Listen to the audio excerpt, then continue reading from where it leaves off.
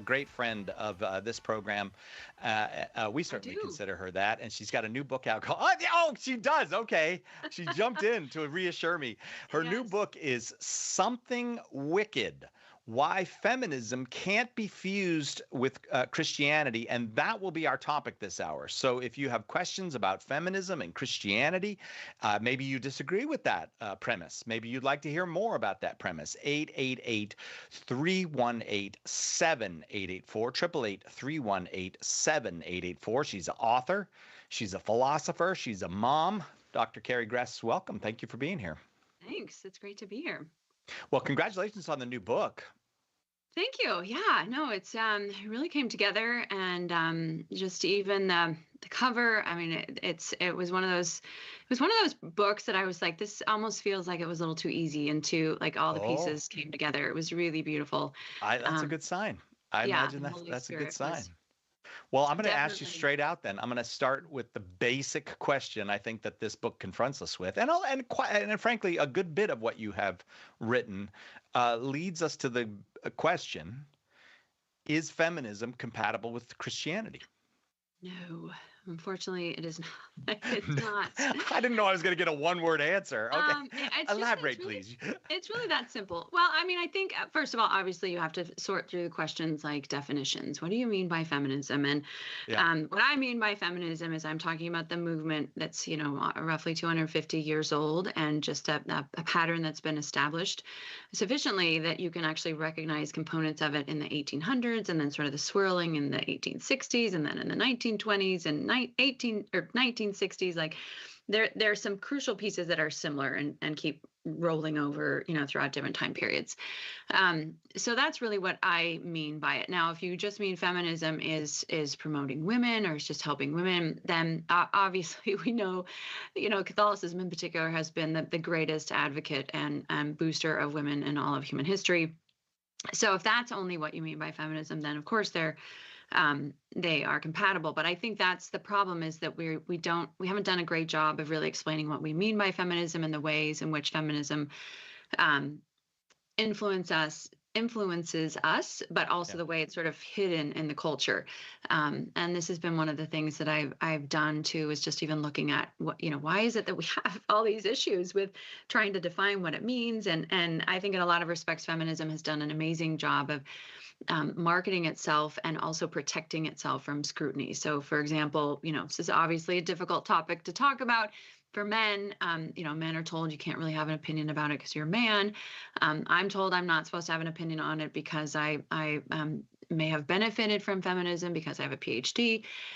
So I think there's a lot of just pieces that have to be waded through. And so, I appreciate being on your show tonight and just kind of talking through some of them, because I think when people really start looking at the bones that are underneath it, it becomes very clear very quickly that this did not start from Christian roots.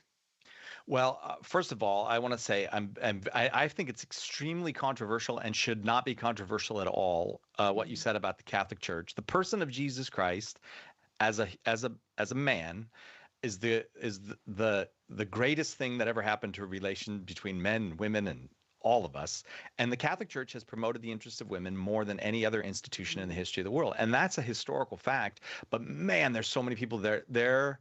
The top of their head just blows off if you assert something like that. There's this sense that really, I don't know how much we know of, what I mean by we, the average person, how much the average person knows about the progress of feminism. But I think most of us would say, well, it probably started with the suffragettes, right? And so are you saying that the suffragettes were bad? Was it a bad movement to get women to vote? Yeah, no, I think that's a great place to start, because that's exactly where I started when I was looking at this. In 2018, I wrote the book, The Anti-Mary Exposed, and that I only went back to the beginning of the second wave of feminism in that book.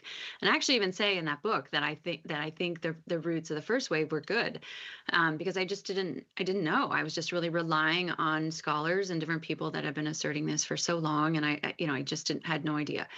And then when I went to go write write the follow-up book, which was The End of Woman, which came out in 2023, I wrote that book because there were so many people that said, can you write a book like The Anti-Mary Exposed, but one that is for Protestants or secular people that, can absorb the content in a different format. So in that book, I actually, I allotted myself 2 days to do research on the first wave. I mean, that's all I allotted because I thought I'm just going to go back there and I'm going to find some really great quotes about Elizabeth Cady Stanton and Susan B. Anthony and all these great women. And I'll just grab quotes and plug them in, and show why these things are so definitive. Well, I haven't stopped researching. I got stuck there, and I've spent so much time, and my mind was blown because we have this sense like, oh, it was just about suffrage. It was just about the vote. It was just about, education and jobs and whatnot. And then when you go back and look, you realize like, no, this starts with the roots of the French Revolution, and this idea of even that kind of underlying godless egalitarianism that was really the animator of the French Revolution. And I think Mary Wollstonecraft is certainly credited as the grandmother of feminism. And while she believed in theism and God, she by the end of her life, she had passed through Anglicanism and then became a dissenting Christian and then finally became a Unitarian. So she didn't even believe in the Trinity. She certainly didn't believe in the divinity of Christ. And she actually saw or thought that any kind of male person, whether it's a pastor, a priest, or even Christ himself, is an obstacle to a woman's spiritual potential. So she's right there with all these incredible radicals who ended up influencing Marx, and all of that. So that's really where it starts. And then you jump across the pond back to the United States, and you get into women like Elizabeth Cady Stanton, and this blew my mind, just the amount of the occult and the role that spiritualism played in the lives of these women. And most of them actually became Unitarians as well. Most left either Anglican, Calvinism or the Baptist faith to Baptist form of Christianity to become Unitarians. And most were involved in some kind of occult activity. And there's one woman named Matilda Gage who had been she worked with Elizabeth Cady Stanton and Susan B. Anthony. The three of them wrote this long multi-volume book on the history of suffrage in the United States. And this is obviously before they had the vote. And at one point in the process of their relationship, Susan B. Anthony, who's much more proactive, said, let's just join the temperance movement. Those women are Christians, but they're much bigger, better known. So let's follow them. So anyway, she does this, and Matilda Gage hates Christians so much. She says, I'm not going to work with you anymore. And she just goes deeper into her own witchcraft. And she ends up influencing her son-in-law and her daughter in terms of seances and whatnot. And shortly after her death, her son-in-law has this vision, and it comes to him this just, lightning bolt. And he ends up writing the book, The Wizard of Oz, from this. He's L. Frank Baum is his name. So that's the connection. So if you look at The Wizard of Oz, you can see here's, good witchcraft, bad witchcraft. And then you have also this idea of the patriarch behind the curtain. That's the wizard. So the feminist themes are there, and that occult element is very much there. And almost all of the women that I researched really believed that the women's movement was akin to slavery, and that women were enslaved the way that Black Africans were in the South and in England, and that they needed to liberate them. And the way women were enslaved was through Christianity. That's what I wondered about. Yeah, because when you mentioned the French Revolution, and I'm sorry to interrupt you, but I just there's you're so making much. these since my brain is exploding right now. The French Revolution is essentially, it's not just a liberation movement. It's we will replace the Catholic Church and you will be liberated movement. And so you would say feminism, as it has been, as it has followed in this pattern of the French Revolution, is not just an innocent, neutral liberation movement. It is you need to be liberated from Christianity. 100%. Yeah, and that's very explicit. I mean, even Cady Stanton has what she calls the Women's Bible that she wrote. It's very clear. She and Susan B. Anthony, their newspaper was called The Revolution. And I think it's hard for us to really understand all this because we think of the 1800s in sort of very Victorian, pristine terms, and don't really realize how radical it was and how much the people were being influenced by socialism in particular, but just all of these radical ideas. And then you also have kind of this Wild West thing going on, with electricity's just been invented or, has started, people are using that in their homes. Spiritualism kind of thought of itself like that. Like, we're just electricity connecting us through seances with the dead.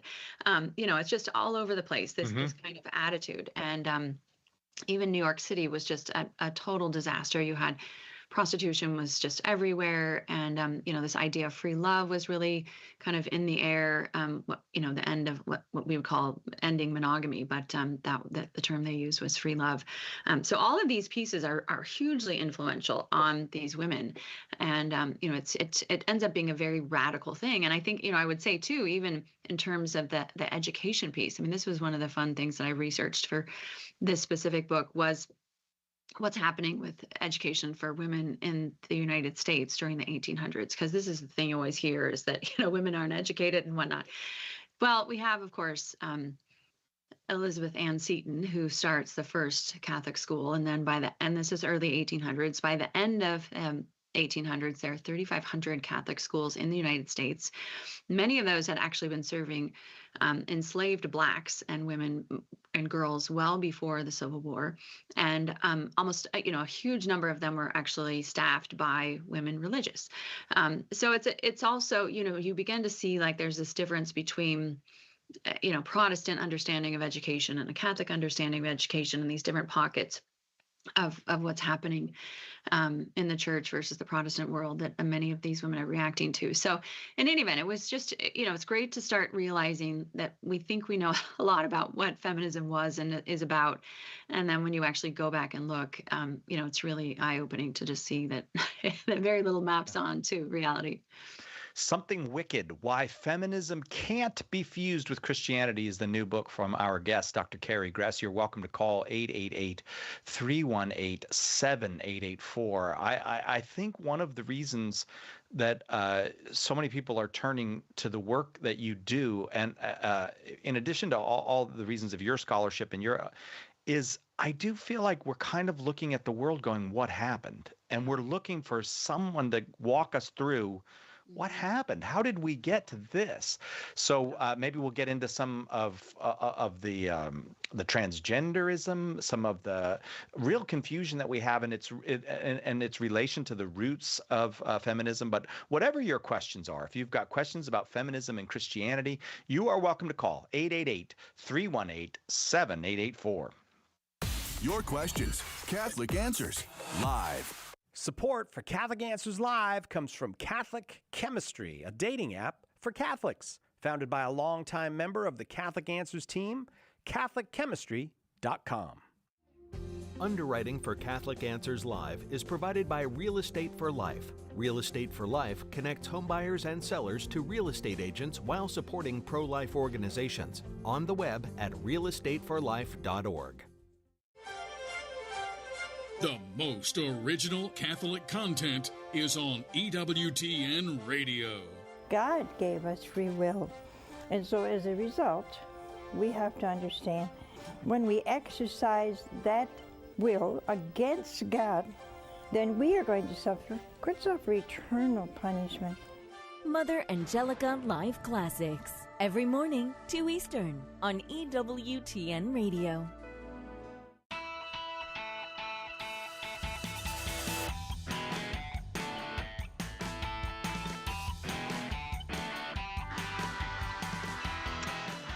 Welcome back, Catholic Answers Live. We see the statistics all the time. Far fewer people marrying, people getting married much later, people having far fewer children than they used to. People's feelings about children more negative than they used to be. Men and women, there seems to be not just a kind of we're different kind of thing going on, but there's increasingly women see the world very different. We see more and more social science on this. Women seeing the world quite differently from men, but making different political choices, different economic choices than men. What happened? That something that got shattered here, and that is what our guest is here to help us. Am I asking the right questions, or are you going, no, he's not getting down to the deep stuff? Or am I in? No, I'm in the I think ballpark. you're on, pay dirt for sure. So I think these are certainly the big questions, and I know I've been asking, and why I wrote these books. Certainly, The End of Woman chronicles that, and I'm happy to step through like how we'd get from Mary Wollstonecraft to the trans movement. 50 words or fewer, hopefully. Well, it does seem to me that at the root of your work, though, at least I have always detected this, is a sadness that women aren't happy and haven't been made happy by this. Women are hurt and I don't know. I don't know the other words for it, but unhappy. And I feel like you're calling us to try to rediscover the ground of happiness here. No, I think thank you for bringing that up, because I think that's a really critical point, is just the fact that we know that women are less happy than they were 40 years ago. And it's not because they tell us that, it's because we can see it in the metrics, things like depression, suicide, substance abuse, all of these things point to some very unhappy women. So that's going on. But I think that's the other reality, is that nobody really chose this. I know when I was growing up, it was just sort of part of the culture, and you just absorbed it. And, as a young girl, I remember being told that, that you need to just beat the boys. Like that was really a motivating part of my private school education, was always competing and working towards a great career and all of that. And so I think that there needs to be a lot of compassion in terms of understanding this, because we obviously are seeing the flip side of this, which is an incredible amount of resentment towards women. And that's, not really a good place to start building to really help people understand what's going on. But I think there's a new openness to it as well. I've been amazed at just some of the emails I'm getting from trans males and lesbians and, people you don't normally expect. I don't normally expect to hear from, really asking deep questions and coming from a place of goodwill and just saying, I've never heard this. I appreciate what you're saying, even if I don't agree with 100% of it, but I appreciate that you're asking these questions and you're trying to help women, become better and be happier and figure out where we went astray. So, I think that's a really important piece to highlight for sure. Well, Something Wicked is specifically about the relationship between Christianity and feminism. Again, Dr. Carrie Gress, our guest, and that's the new book, Something Wicked. And you have the idea in there of a shadow church. And I am going to go to calls. If you want to call now, 888-318-7884. But I don't want to do the hour and not get to this idea that I think I'm phrasing it correctly. You talk about feminism as a shadow church. Yeah. So this was one of the fascinating things that came to mind when I was looking through all these pieces that I think define feminism. And I was trying to think of how do I put this together? Actually, I was speaking at Seek, and I thought, how do I put this together for college students to really understand this concretely? And I started putting together all these variables, and suddenly I was like, wait a minute, this looks like a shadow church. Like, first of all, there's an idol. Obviously, we have an object of worship in Christianity, which is Jesus and the Trinity. But the idol of feminism is female autonomy. That's really the focus. So if that's really your goal, your telos, your end, what it is that you're striving for, then you're going to have very different variables that are going to kind of play out in your life in terms of your action, the way you feel about things, and the way, what it is that you're doing. And that's really where you then start seeing these different pieces. So there's, instead of 10 commandments, there are 3 commandments. And I identified these very early. These start in the early 1800s. They were articulated first in one person by the poet Percy Bysshe Shelley. He created this woman in one of his poems called Sithna, and she had contempt for men. She was promiscuous, and she was involved in the occult. And, it sounds obscure and, maybe a little archaic or whatnot to be pointing back to the early 1800s to talk about this. But if you look at college campuses and you look at what is being promoted among women, and particularly young women today, what is it that they are living out? It's this being promiscuous, contempt for men, and get engaged in the occult. So that's a very old and early pattern that came from feminism. So those are the commandments. They also happen to map on to each relationship with a member of the Trinity. So if you have contempt for men, it's going to be very hard to have a relationship with God the Father. If you are promiscuous, it's going to be very hard to have a relationship with the Holy Spirit, because our bodies are the temple of the Holy Spirit. And then, of course, if you're involved in the occult, you are rejecting the authority of Christ over the earth and as God and part of the Trinity. So it's really interesting to look at those elements from that theological standpoint and really see, like, no wonder women have such a hard time embracing Christianity and understanding Christ when you deliberately, but maybe unwittingly, are cutting yourself off from the Trinity. It's pretty amazing. So anyway, there's also theological vices, and we have theological virtues. We've got faith, hope, and love. They have contempt, rage, and envy. Those are the drivers. That's what women generally are, encouraged to feel. And this also is not an accident. It was back as the 1890s. The socialists realized that if they could make women angry, that they were going to be a lot more politically active and expedient for them than if women were happy.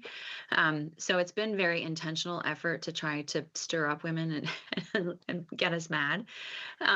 So those are the vices, theological vices. There's also the sacrament, which of course you and your audience have heard Peter Crave talk about, abortion being the sacrament of the left, but it's absolutely the sacrament of feminism, because of the fact that women are at war with their bodies and their fertility. This is the fundamental piece, because that is what threatens our autonomy. And so we have to have the capacity to abort our children in order to maintain that idol of female autonomy, and even as it relates to the workplace and whatnot, because children are a threat to that, because of the fact that if you're a mother, your whole life has changed in manifold ways. So that's one of the, and it comes back to that idea of that Creve said so well, Christ saying, "This is my body offered up for you." Well, feminism says, "This is your body offered up for me." It inverts the whole order of creation. And I think that's such an important point, and really something that we as pro-lifers also need to be really dialed into. I think we have missed that feminism is the engine behind abortion. We've been looking way too much at the political, which obviously was important for Roe and necessary, but we need to get back to understanding, like, where is this coming from? What's fueling this? And it's 100% feminism and this idol of self, for sure. Dr. Carrie Gress, our guest, Something Wicked, Why Feminism Can't Be Fused with Christianity, 888-318-7884, 888-318-7884. All right, I'll tell you what, let's go to the phones, if that's all right with you, Dr. Gress. Daniel in Española, New Mexico, watching on YouTube. Daniel, you've been very patient. Thank you for waiting. Go ahead with your question. Hey, thanks, Cy, and thanks a lot, Carrie, for doing this show. Sure. So my older sister, I'm 36, she's a couple of years older than me, has forever claimed to be a feminist. And I've definitely gotten into it with her over the transgender issue and abortion. But most recently, we were talking about, I think I was the one that brought it up, and I didn't realize where her head was at on this. I thought she would have been in agreement with me, but she's always said, don't objectify women, don't objectify women. And I'm totally on board with that. But then at the same time, she's fully in support of legalizing prostitution. And to me, that's just, I don't get how she can hold those two views, because the ultimate culmination of objectifying women is legalized prostitution. So I'm basically at the point where I'm like, okay, am I wasting my time? Should I just totally avoid these conversations with her anymore? Or I'm kind of at a loss. And that, yeah, so. Oh, well, I love it that you are engaging in these conversations, these tough conversations, and trying to love her well.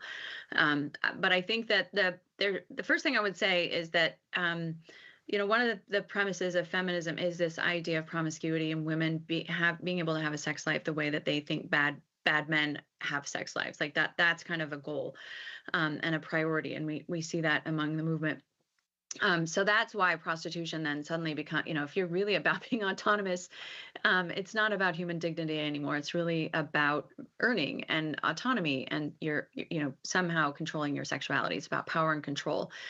So those are really the pieces that are at play, and why your sister is buying into these kinds of things, because it's not about love. And this is, I think, an important piece is that feminism, for all of its talk about liberation, what it has done is it has enslaved us to something new, which is degradation and use. And so this is, where you can see it manifest.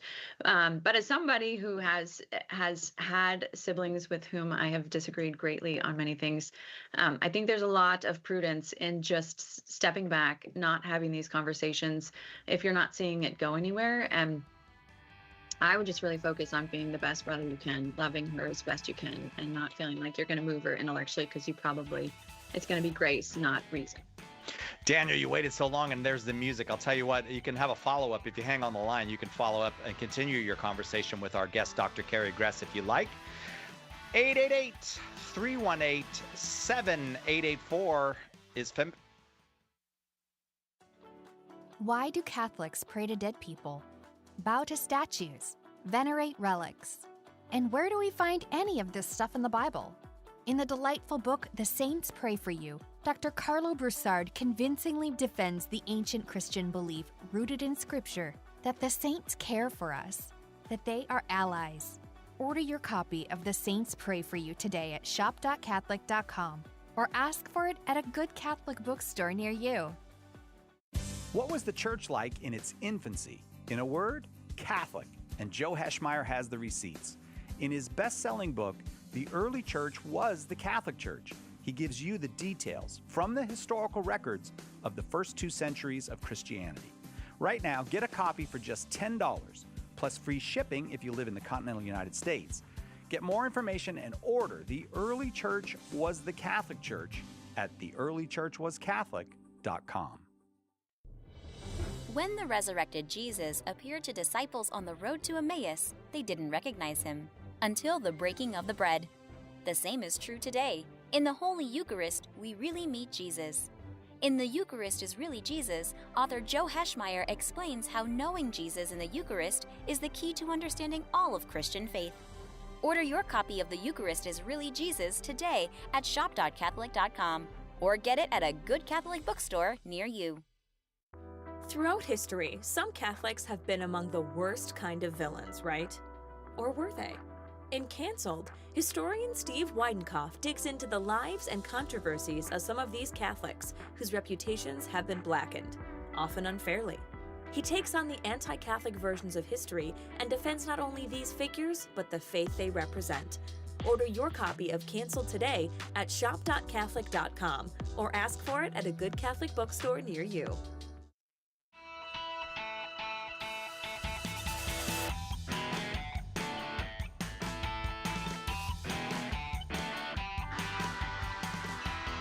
Welcome back, Catholic Answers Live. Dr. Carrie Gress, our guest. We're always delighted when she's here. We're always delighted when she writes a book because we know she'll come back. And so we got another good one.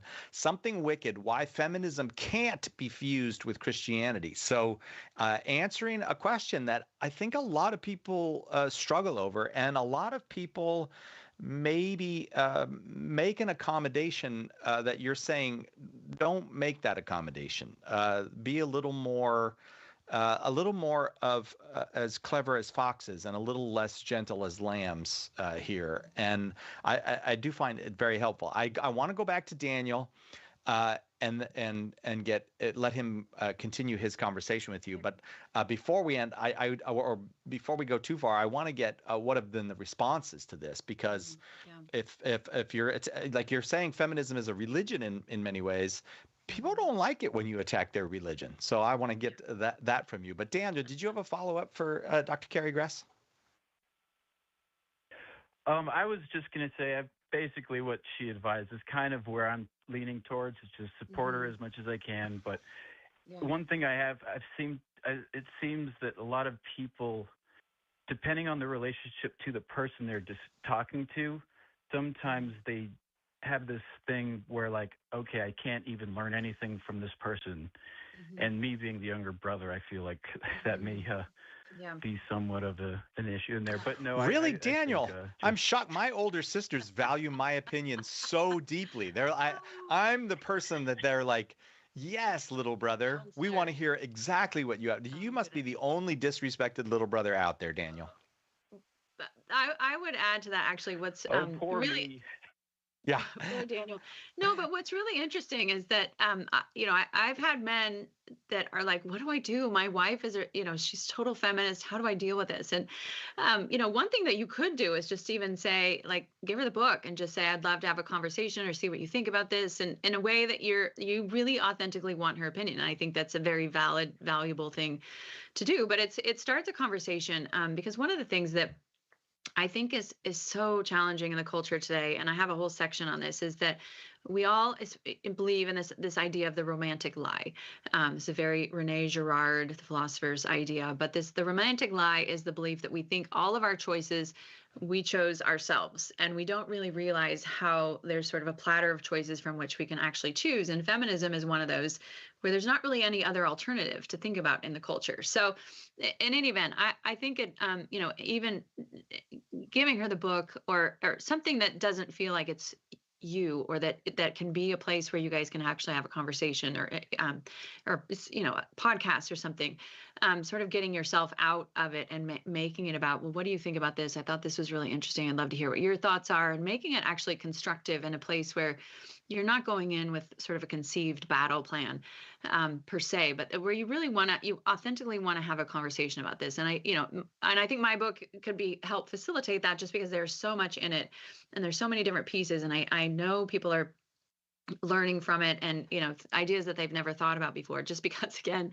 nobody talks about feminism as in a negative form. And so there's a lot of material to go with. So anyway, obviously, pray about it. But I think coming from a place where you're encouraging, honest discussion and engagement, if you can do that without it getting either of you getting angry, I think is obviously a beautiful thing.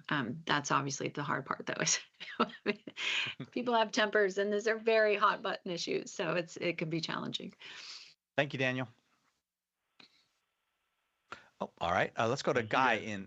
Okay, thank you, Daniel. Let's go to Guy in Huntsville, Alabama. I'm familiar with Huntsville, Alabama. There's some cool stuff there. Listening on the EWTN app. Guy, welcome. Go ahead with your question. Yeah, thank you. I was just wondering, because I know like the real definition of like feminism doesn't really, like, I don't know, it kind of contradicts what actual feminists like say and believe. And I was just like wondering how to like present this to them in like the most charitable way to just like have a conversation with the feminists. Yeah. So. No, I think that's a great question. I think this is one of the things is just that, first of all, recognizing just the unhappiness. You don't have to dig too far before you find women who are experiencing incredible amounts of anxiety, depression, and whatnot.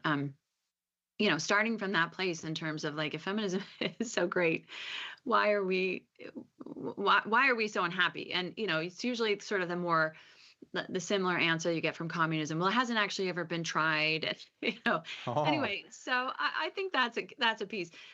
But I think really, the bigger thing, and this is what I was saying to the last caller, was just this idea of, one of the things that feminism has inculcated is this combative nature in women.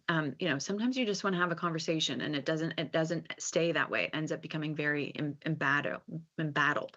And this is very intentionally. And I talk about this, again, this idea of women feel like we get triggered so easily, like we have to defend ourselves all the time. And I think that's what really makes it so challenging to have these kinds of conversations. And then, of course, shutting down men because you're men, and, all of that. So I think it's, it almost feels like you have to sort of tackle it from the flank somehow. And you have to feel like, and maybe that's where the objective, like finding good content that you can share. My friend Hannah Spear is a Jewish psychiatrist in Switzerland, and she's done all this amazing work on, what's happened with women, and that there are three parts of women's lives, three different points, when what women physiologically generally want and what the culture tells us we should do that don't match up, and that's what's creating so much anxiety and depression in women. Is that, and it happens around the early childbearing years. It happens when, later on when children are leaving home, and then it happens, later on retirement stages. So there's all these different elements that I think are, mixed messaging that we're giving to women. So finding something objective that's not necessarily coming from you feels like kind of the best way to sort of tackle it, so that you can kind of dial down some of the intensity of it. I think that's what's seems really important. And even just, expressing that, saying, I know this is a hard topic and something really, that's challenging, because we've heard like one voice on this for forever, but it feels like we need to, it's important to have a conversation, because women aren't happy, because mental illness is off the charts, because we're in a birth dearth, because, loneliness is an incredible problem, and just even pressing into that idea of what are the incredible gifts that women have, and how do those differ from men? Starting in some place very simple, I think, would be probably a great place to go, instead of, those places that really trigger people. Okay, Guy? Yeah, that helps. Thank you. Thank you very much. I wonder if you, what you would think of men, especially young men, reading this book, because here's my concern, that there is a kind of reaction to feminism going on right now, which seems to me to involve some unhealthy aspects, because usually when we're reacting, we don't moderate well. So almost all reacting involves overreacting, at least some level of overreacting. Mm-hmm. And so we're getting a kind of I won't say hyper masculinity, but a hyper performance of masculinity, an almost strutting kind of masculinity that I'm not going to allow myself to be put down by these women who are, because I think men know that there's an implicit attack on their role in a lot of the "you go girl" kind of feminism. It's very anti-male, and they figure it out from the time they're boys. Yeah. So I guess what I'm asking you is, could men reading your book have a healthier response? I'm trying to how can we prompt a healthier, more humane response, and not the performance of hypermasculinity? Yeah, no, I think that's a great question, and something that I was very conscious of when writing the book. And I actually have a whole section on it where I talk about, I think one of the things that actually is kind of amazing to me is the fact that it took this long to elicit this kind of reaction in men. Like, why didn't this happen sooner? I know. I think it speaks to the fact that men really do love women, and they really do want to help women and give women what they think they need. And so if you look at this generation of young men, whom I have a lot of deep respect for, most, a fair number of them have actually never met a very maternal, caring, nurturing kind of woman. Like there just aren't that many. So they don't have the experience of that value that has been added to their life, and on all these different levels. There's always this combativeness. So really what they're doing is absolutely they're reacting, but what they're reacting to is the contempt that women have poured out onto them. And they're just mirroring. They're saying, you're going to have contempt for me. I'm going to have contempt for you. And I'm going to debase you and use you in the way that men do, because they see women doing something similar in the way that women do.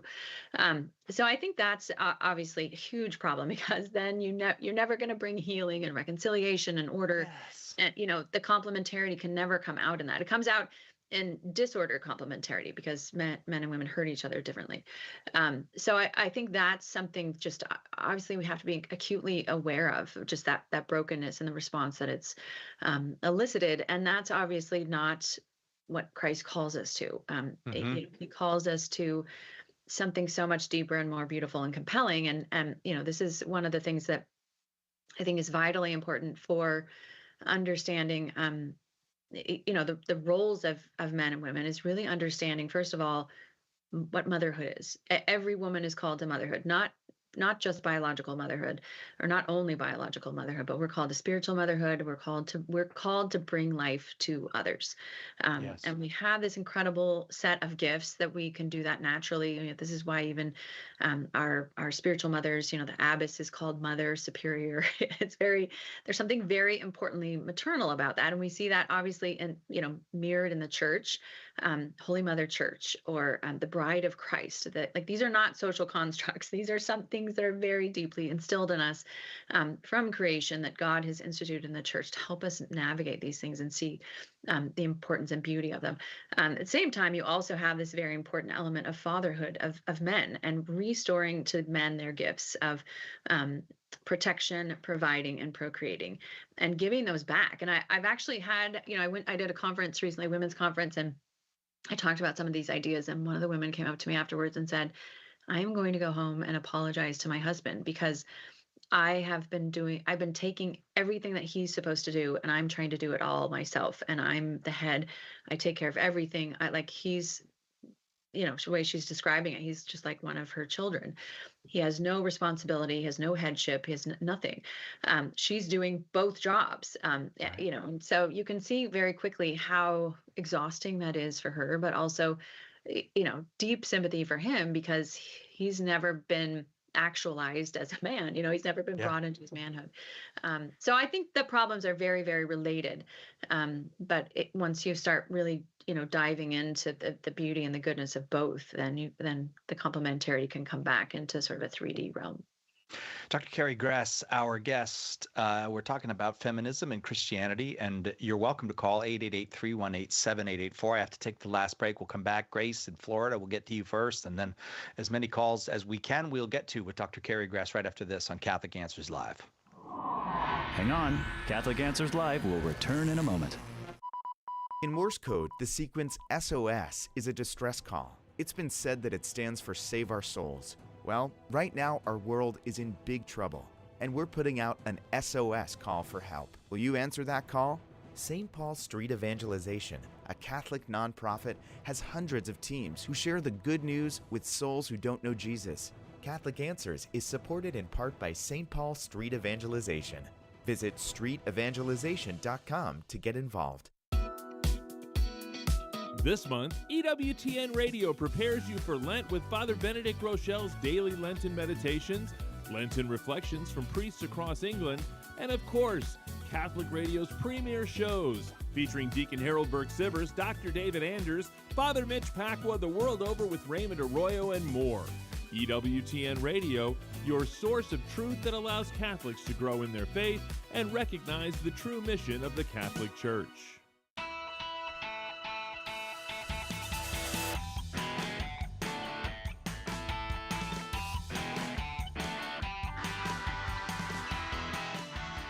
Welcome back. Catholic Answers Live. I said I'm going back to Grace in Florida when we come back, but I think can I go to Grace now? Or are we still talking to Grace? Let's see. Let's find out. Grace in Florida, listening on Divine Mercy Radio. You are on with Dr. Carrie Gress. Do we have you, Grace? Yeah, I'm here. All right. Go ahead with your question for Dr. Carrie Gress. I got my Grace and Gress messed up there. I apologize. I got all confused for a sec. You know, I don't really have a question. I'm just really going to make a comment. Number one, I think that you have to define feminism. I don't think that people understand, you know, where you're coming from with that. And I think that, you know, women don't understand, and basically society doesn't understand that women and men are very different. We have estrogen in our brain, and men have more testosterone, and it's just a different way of being. Mm-hmm. And so I think that society somehow has confused with being equal to being more masculine, where we have to embrace our feminine side, you know, our feminine spirituality, which is very beautiful. And I don't think women really understand that because we're not taught that. And so Grace, I'm going to let her hang on. I'm going to let you continue, Grace, but I want Carrie to address this because it's a fascinating point. I don't want to move off it too quickly, but I'm not letting you go. I'm just letting Carrie respond real quick. No, I think that's a great point. This is one of the things that I discovered early on in the 1800s was this idea that women were told they were going to be a lot happier if they acted like men. And this is kind of a continuous idea. And this is where we get to this point where women feel like they're at war with their fertility. They feel like they're at war with their own bodies. And, feminism has, because in the name of this idea of being happy like men, we've taken away the home, we've taken away husbands, we've taken away children, we've taken away our fertility. And now we're actually even taking away healthy tissue in women's bodies because we've so confused this idea of the masculine with the feminine. So I think that's sort of the quick walk through what we've seen in the last century. So I think you're exactly right. We haven't really done any kind of job in understanding what the feminine is, and that's of course the beauty that the church offers us is we're not stuck using just the models that are around us in the world right now, but we have the saints, we have Our Lady, we have incredible women, everyone from Saint Catherine of Siena and Saint Teresa of Avila. We've got Joan of Arc. You can see the way that embodied feminism, that embodied feminine has, played itself out in these unique individuals throughout history and these different saints. So I think that is an important piece, is getting back to kind of understanding, well, what does it mean to be feminine? And I think that the core piece is, again, this idea of motherhood. And this is why we can't define what a woman is broadly in the culture, because everybody's been told that our fertility isn't important or it's sort of secondary, and without understanding that the real value and importance of the maternal and the role that plays, especially in mature women, and those various seasons of life. It's not like there's just one part where you're going to be maternal, but it should cover the whole crest of a woman's life and used in manifold ways, whether it's in work or at home or combination of both. Grace, go ahead. Something. I think that movements, arise for a reason. And even though this movement arose and is misguided, and in my opinion, it's very evil, it did arise because of the patriarchy and because of men did the abuse of women, and the fact that, they were the breadwinners and they controlled and manipulated the household. And so I think because of the abuse in the household and not really honoring the feminine, I think that's why this arose. And even though it's misguided, I think that we can turn it around if we start teaching what feminine spirituality is and how estrogen acts in the brain. It's a bonding hormone. And so when men and women casually sleep together, the men, they sleep with a woman and, they can be friends, but because of estrogen is a bonding hormone, the woman gets emotionally attached immediately. And so because we don't understand the difference, women think that they can be like men, and we're not. We're not like men. And okay, Grace, we will never be like men, and we won't want to be. We're women. Carrie, what do you think? Well, first of all, I mean, this is one of the fascinating pieces is that, I looking back at all the women in history that were promoting feminism, absolutely, there was this very well-intended effort to try and help women not be abused, and obviously so valiant and important. But the tragedy is did it work? Have we protected women from battery, sexual exploitation, physical abuse, all the things that were problematic before? And the answer is no. And this is, the point that I made earlier about we've had this new kind of slavery of degradation and use. And that's because feminism was the wrong solution for a problem. And the problem, I think it was trying to say that patriarchy was the problem. And I think if we have and I go through this a lot in the book, if we have a real authentic understanding of patriarchy and hierarchy, who's at the top of that? It's Christ himself, and then the Pope, and then the bishops, and then clergy, etc. There's something very beautiful and compelling about patriarchy. We have to understand, and even the role of husbands, leading the household, and the incredible gifts that men bring to that, and that again is discussed in the book. So I think there has to be some shifting and sort of ordering and understanding historically what actually happened, what actually worked, and how effective this has been in terms of helping men and women understand themselves better. And I think, we've gotten to this point where we can definitively say feminism has not provided the cure to women that it has promised. It's only made things much, much worse because of the fact that it creates this confusion. So I certainly agree with you about the confusion between the male and the female, but I think we're also living in a place where we don't even see the value and importance of patriarchy because it's so denigrated and not talked about. But there's incredible values to it, and I think that's something that we also need to spend more time just even appreciating the gifts that men have and they bring to certainly the family and relationships and just even ordered society. Grace, I'm sorry. Go ahead, Grace. I apologize. I didn't. Go ahead. Christ is different. If the patriarchy is sick, then what are women going to do? Okay, but that's Carrie? The problem is that the patriarchy, the first place where we see the devaluing of patriarchy is in Mary Wollstonecraft back in 1792. And she's a radical thinker. She thinks that anything in the church is bad. She's trying to get rid of Catholicism entirely. And she also thinks the military is bad. She wants egalitarianism. She wants everybody to be exactly the same. And so this is the problem, is that that's the idea that has been taken. And so if you even ask somebody what is the patriarchy, especially women, most of us can't really even define what it is or even understand what it is and the role that it plays. And we do understand it when it comes to corporate America, and it's fascinating to see the women that decry patriarchy in one sense then have a problem with any kind of male or have problems with male hierarchy, then don't have a problem with it either in the military or corporate America. So I think in a lot of ways it's become this boogeyman. Absolutely, have there been men who have abused women and maltreated them? Absolutely, but we know that the answer is not to denigrate or get rid of the patriarchy. We know what it is to go deeper into Christ, into his church, into deep conversion, and make men more like Christ instead of, again, collapsing everything into this genderless egalitarianism, which has been the goal for a long time. Grace, I'm very grateful for the call, and thank you very much for the very enlightening conversation.